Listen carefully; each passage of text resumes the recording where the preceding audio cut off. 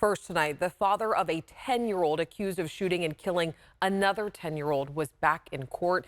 Investigators say the man threw away the gun his son allegedly used in the shooting and is facing charges including child endangerment and possessing a gun as a felon. Our Rebecca Habegger was in the courtroom today and has more on what the victim's family is now saying. I need somebody to care. Everybody got killed. This could have been anybody's child. Brittany Frierson lost her 10-year-old son, Keith KJ Frierson, in last Saturday's shooting.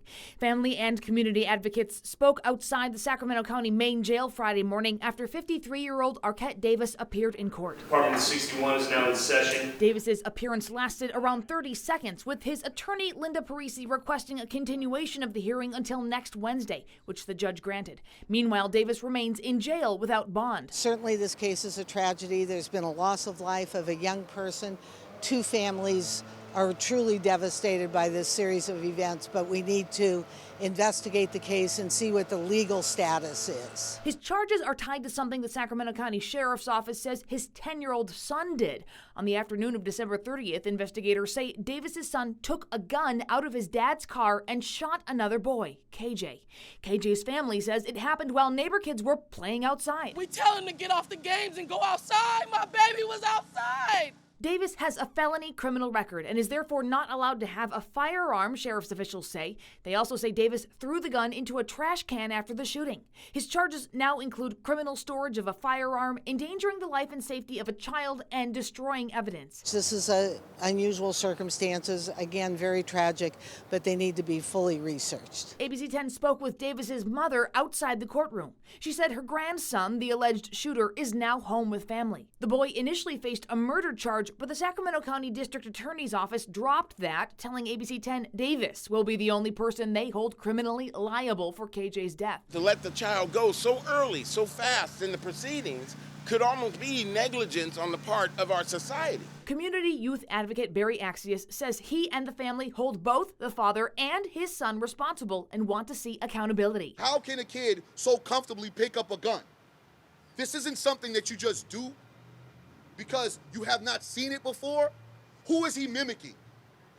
Is it someone in his house? The accused shooter's grandmother tells ABC 10 the boy's actions were unintentional.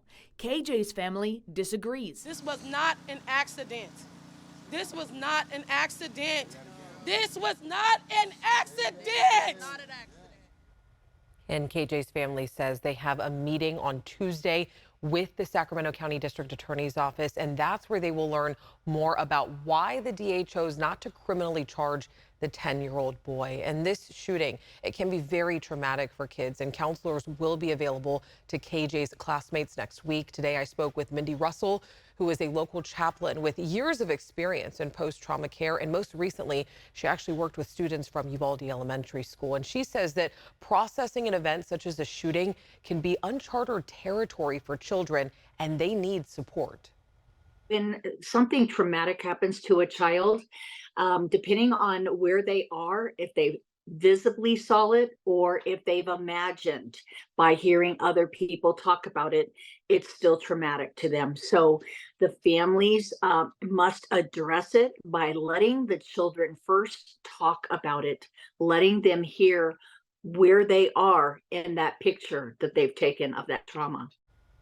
I also asked what behaviors parents should be aware of if their child may be acting differently after a traumatic event. She had this to say. They might, at 10 years old, start acting like they did when they were 6 years old, when they sucked their thumb or had an imaginary friend or their teddy bear, or having a hard time sleeping. So we encourage parents and educators not to normalize the abnormal. If they're doing something they've never done before, address it. And tonight, there's new perspective about combating violent crimes in our communities. U.S. Attorney General Merrick Garland highlighted the Department of Justice's ongoing efforts, and he says more than 500 gun purchases have been blocked since a new gun law requiring background checks for young people went into effect. And the law passed in June of 2022 requires extra checks for any gun purchases by people under age 21. And the FBI has also reported that the number of homicides fell over 6% nationally between 2021 and 2022. But Garland says there is still more that needs to be done. As part of that strategy, we have been bringing to bear our technological tools, including advanced ballistics analysis, firearms tracing, crime gun intelligence centers, and local fusion cells to support joint law enforcement investigations to identify the principal sources of violent crime in specific local communities. Along with these efforts, Garland says they are focusing on strengthening Project Safe Neighborhoods. Sacramento participates in this project and has helped bring indictments in several violent crime and gun violence cases.